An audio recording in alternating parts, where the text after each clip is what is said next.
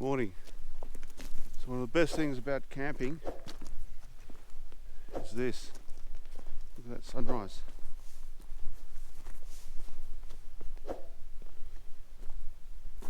Clouds are just in the right spot.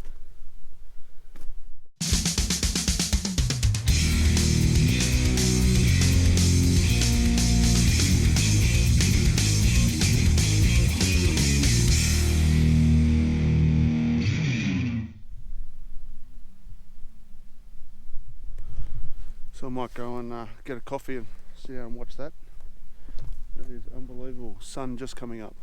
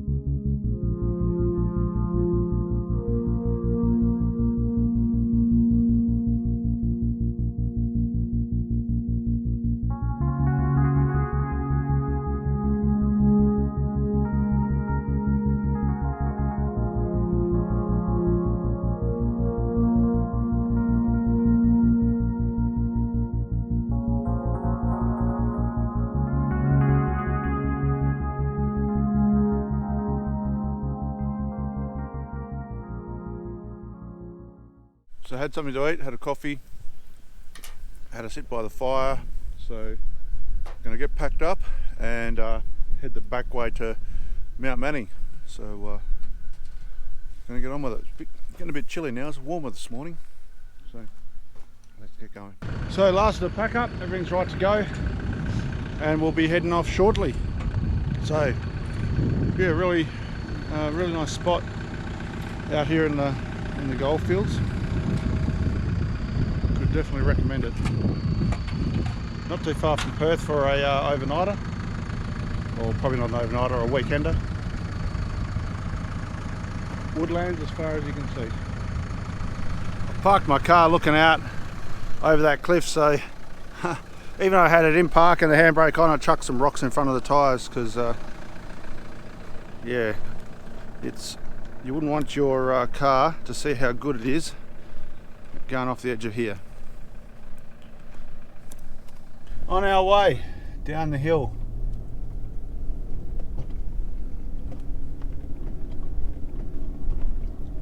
And then we'll find the turn off to this other track that I've never been on before.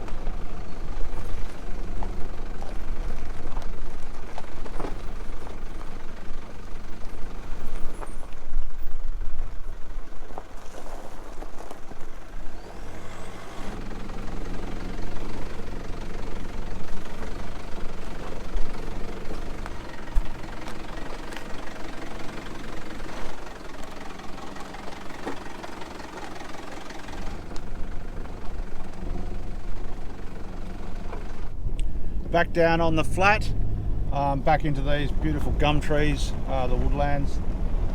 Unreal view out there. And we're just looking for the road that takes us north. There's two roads, I think, one that goes around the bottom of the range here and one that heads north. So we'll find that road that heads north and start exploring that one.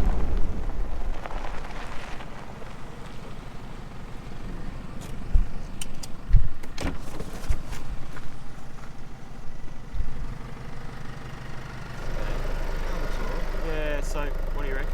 Yeah, no. Like some fun with your buddies. Okay, let's. I'm going to go first and see what this is about.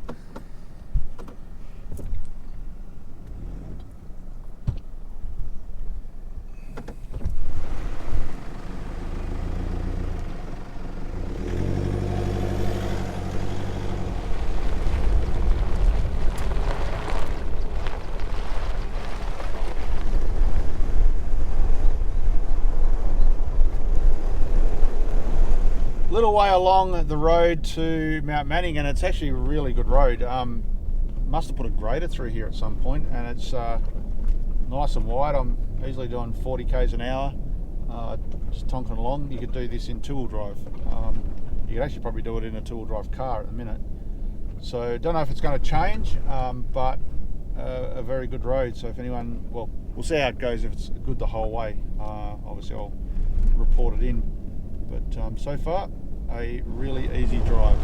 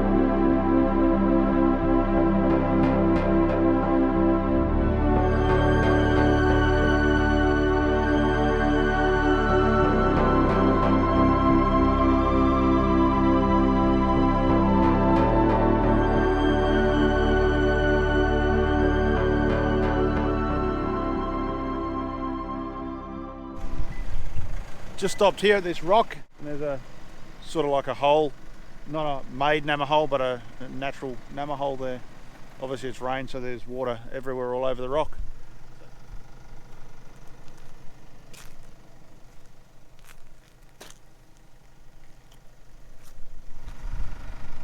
You can see all the sort of inclusions in the rock going that same direction, and then this one here has worn down and become the water hole. Interesting. And if you get up here, you can see the Aurora Range in the distance. We've come a fair way. It's a pretty easy road. And we'll keep on heading that way. We're coming up to a T road soon, and we'll stop there and head north.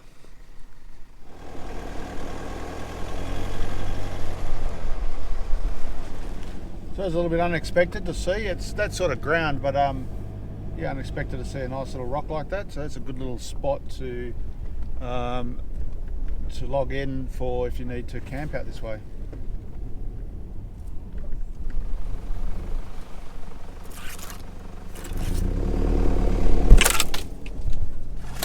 There's quite a big rock in behind here. This might be the T road we're looking for. Not that it's much of a T road. And Bungle Bing, 23 miles. This is our spot to turn north. So now we're heading north and straight up to Mount Manning. The road's been really easy so far, not too much hassle. It's actually quite a good road, one of the better tracks I've been on around here. We're just short of Mount Manning, which is over there. And we just come through here and just saw this bit of a water hole.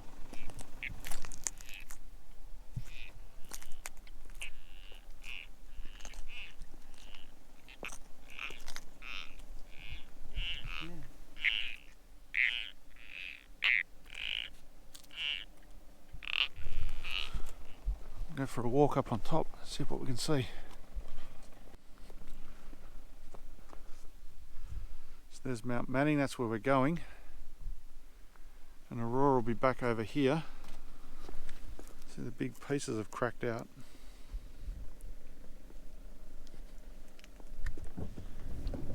Oh, neat little nammer hole. Someone's put stones around and made into a proper little dammed hole. Water would be okay. A few animal droppings in it, so you'd probably want to use a straw or a filter if you were going to drink it, unless you had to. But yeah, interesting. Actually, I was going to log that into my GPS. Just following a track in the bush. This is a track that I looked for ages ago, and I went a little way and then lost the track, and out here somewhere there's a meteorite site where a meteorite hit in a little plaque, and I've never found it. So I don't exactly know where it is, but I'm just wondering if this track heads out to that plaque. So I'm just going to follow it because there's some other tracks on it, some other wheel tracks, and see what we find. No meteorite plaque there, so we'll head back where we come from, try another track.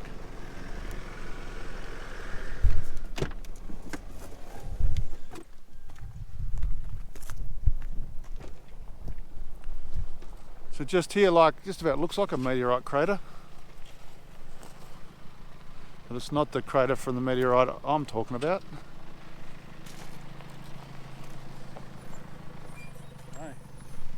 So when you have a look in here, we're in it, and there's like a rim of an exact circle, and someone's dug here, and there's no other reason, you know, that you can sort of see, not being an expert, but that why this would be here. Just about has to be an impact crater of some sort. And there's a few of these green posts in here.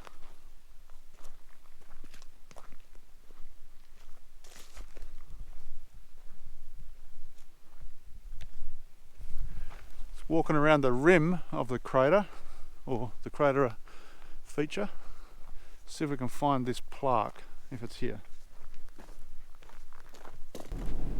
So that's very interesting. I don't know if that is a meteorite crater or not, but it definitely looks very similar or very much like a meteorite crater. Yeah, I'm going to have to do some research on that. So there's the side of the range. We're sort of just going around the end of it, and we'll turn right and go into the little area there, which you can sort of camp. It's very rocky, but you can camp there.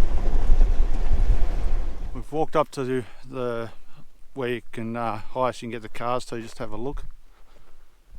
Yeah, you can see the iron in the rocks there, some hills, and the rest of the range is over here. It's all mallees and gums down the valley there, but it's a little drier and rockier here compared to Aurora, and that's where we'll head out. There's, you can just see a glimpse of a road. That's where we'll head out after visiting here. So these rocks is the crystalline structure of like the iron. You can see it's just about rusting. Very interesting structures. You can see why they want to mine it. You can see a line here. Yeah. Don't know if that's been dozed off or if it's been naturally put there. Yeah.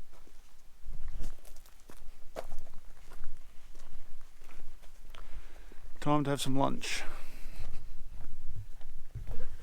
So that's it, had a bit of lunch. Just going to go for a walk up here and have a look at these formations.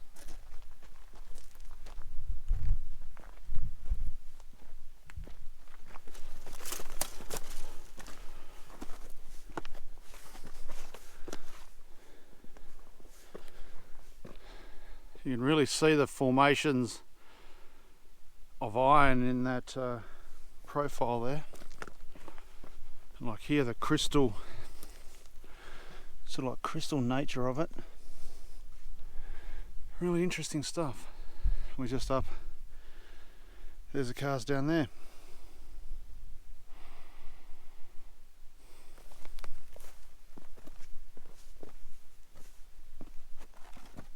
So that's lunch, and that's a look around. Quick look. I've been here before, so we'll head out and try and get up to Mt Elvire today, and even might look at that Diemals. I think it's Diemals, how it's pronounced, station. So let's see how we go.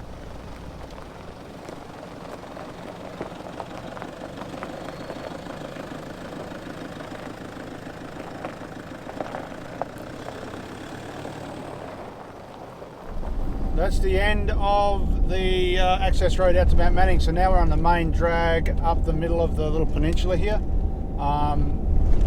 probably try and get to Mt Elvire tonight, have a look on the way at a few things, and then maybe the Diemals ruins, but maybe that tomorrow, we'll see.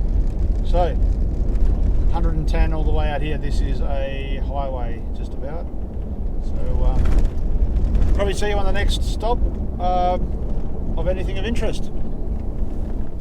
So you should be coming up to a ruins shortly, not far around this corner. I'm just looking at the map, it's just up in front of us here somewhere. So maybe it, I'll go take a look.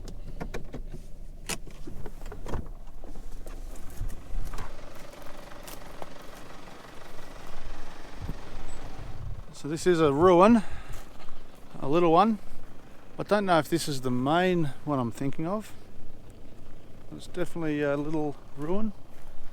I thought there was one that had graves next to it. Looks like that was a mud brick place. This might be a camel skeleton, because there's some pretty big bones in there. Does anybody know what it is? So here's a little ruins. This is a little fireplace, no doubt. The tin thing.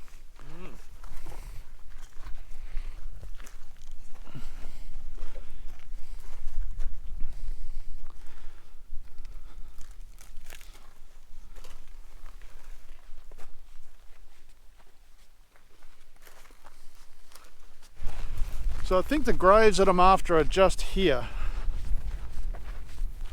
The ones that I've never worked out why they're here. So here they are. Yeah, 002000 for Tristan, and then James was 1996. So yeah, I don't know if this is a place they wanted to get buried or why they ended up here. More research required. So the graves are here, and this is Elvire Rock, and there's a dam wall up here we're going to go and take a look at. So here's the wall, which has been pushed through, but this is a little naturally occurring V, and they've walled it off to collect the water.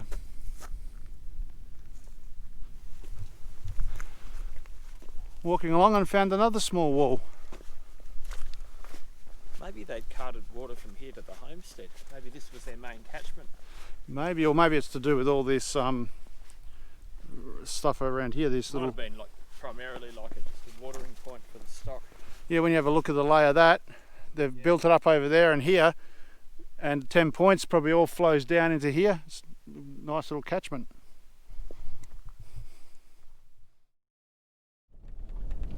We're coming up to the station, and it's right in front of us, so you sort of come around a corner and there it is, right there.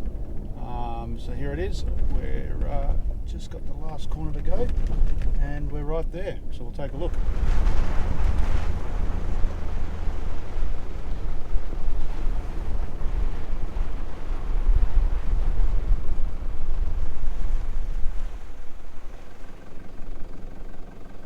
We'll take a look in this homestead.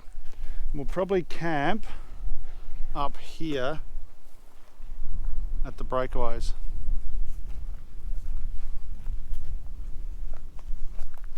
Looks about the same as when I was last here.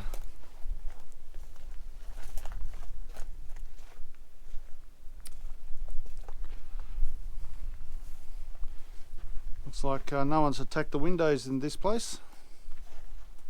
Makes a nice change. Here's the switchboard that you can plug your generator into.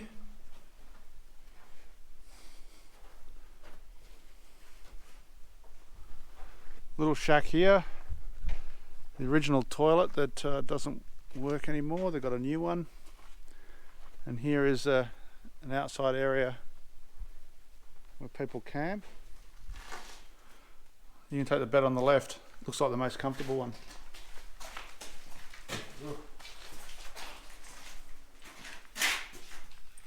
These look like some of the old original bed frames. So here's the kitchen and the lounge room. Oh, I was expecting a big TV in there.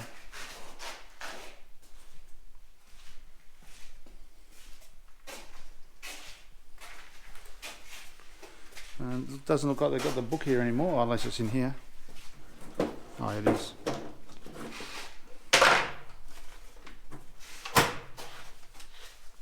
Mt Elvire stories. 99, 98, 98, 97, 2020. When was the last person here? 13th of the 6th. What's today? So yesterday the last person was here. Oh, righto. Bronte. So that's probably who's written the stuff in the dirt. The kids. Camping trip. We were happy to get. That's an active Telstra station. Nothing in the overflow. Right, this one. You feel a bit of a temperature change. Oh, right at the bottom. Is it?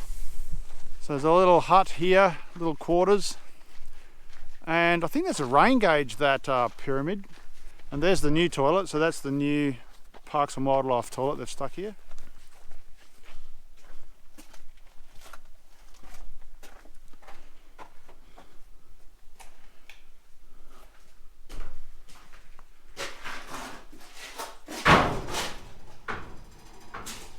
An old toaster. What's this here? Oh, that's a melted candle. That's what that is. When it's got really hot. Some animals have been digging. Glad all the glass is still in here. No one's decided to break that.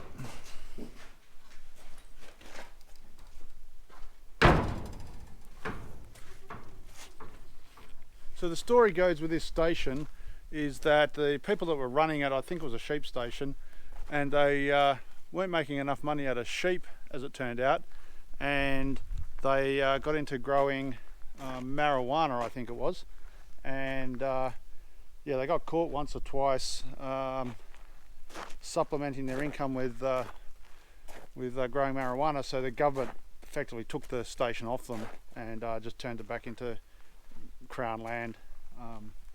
So that's, I think, the story of this station. So that's the homestead quickly. So we're going to head up to the breakaways, if I can remember how to get there.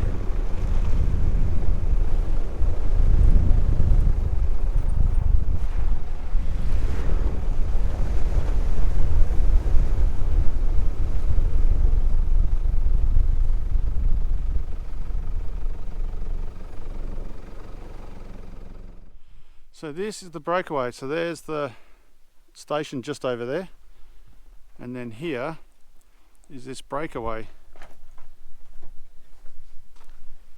which is a nice cream and red. Looks unreal, except my shadow's in the shot.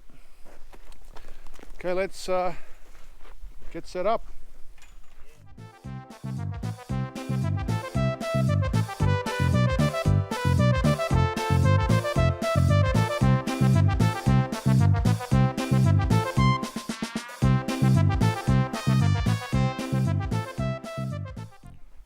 Dinner time. Cooking snags on the grill tonight on the campfire.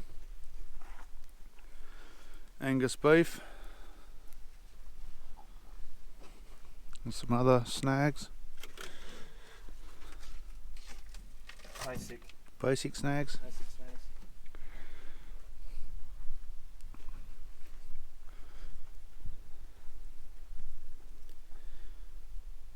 Sun is just about down.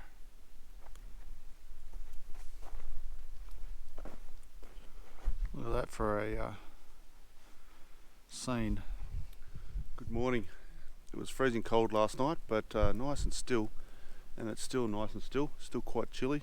So just got the fire cranking up, Mark sitting there, and the sun's just coming up over the station. And yeah, we have the sun on the breakaway here. So yeah, really nice little spot here. So we're going to just have a slow start to the morning and get ready, and then probably head out to one last thing to look at before heading home. So going to go and have a coffee and catch you guys on the road.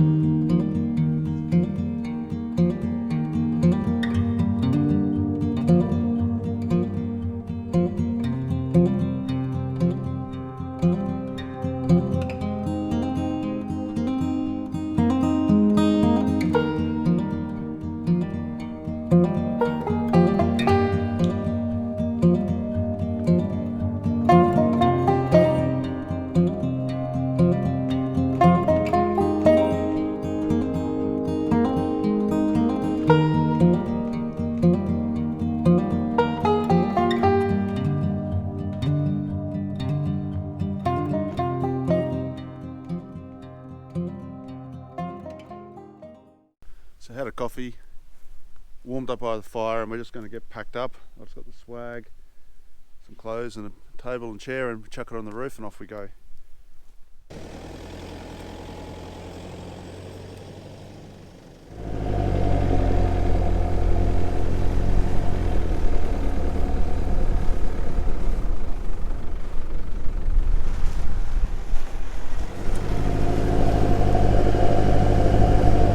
Down to the main road. This is the station track still. We're nearly down to the main road. We will turn right and then we'll go out to this last old ruins and have a look around. So probably, I don't know, maybe 50 k's away, something like that. So not too far away. And then from there, that'll be basically the last thing we'll look at, and then it's just commute all the way back home. We've got about a 5-hour commute back to home, and we'll be heading right.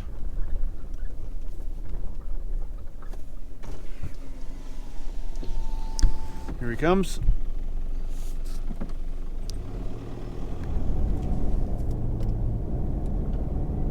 Zoom in on the GPS.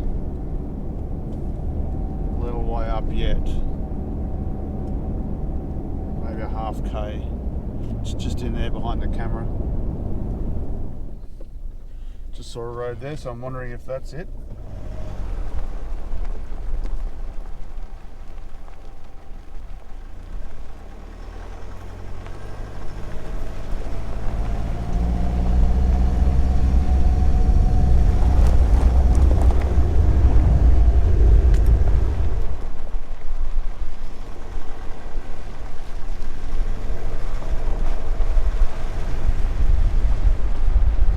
Here is the homestead. It's still the same as when I was here last time.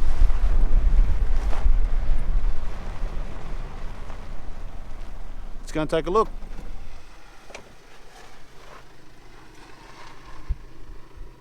So this is what's left of the house. It hasn't changed much since I was here last time. There's the fireplace, the bit that always stays standing. A metas or wood stove. Looks like some sort of maybe a tank stand or something here. Or was it a pond? Maybe a fish pond. 10th of the 5th, 1976. Written into the concrete. 76, yeah. Not that old. You always see these Chinese money plants everywhere. Huh.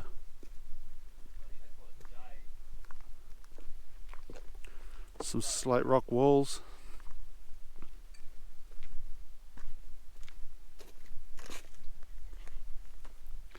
This looks like some sort of aviary or chook pen.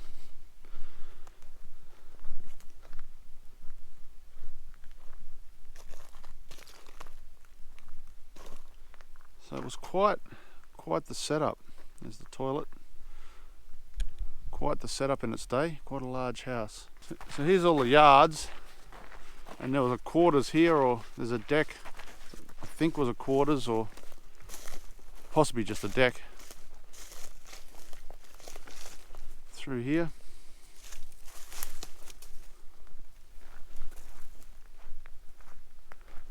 Over the back here, I think, is a cattle trap.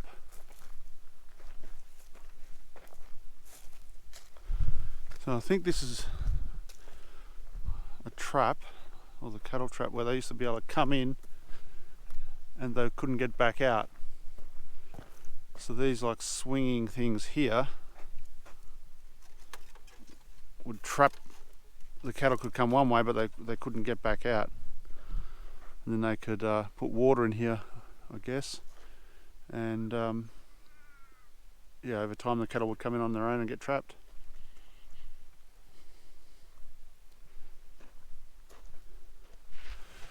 That's a look around the yards and the house, and yeah, I'm going to grab something to eat out of the car, and then we'll head off. This is the last stop, and now we're commuting back to Perth. I might stick the drone up and get a few aerial shots.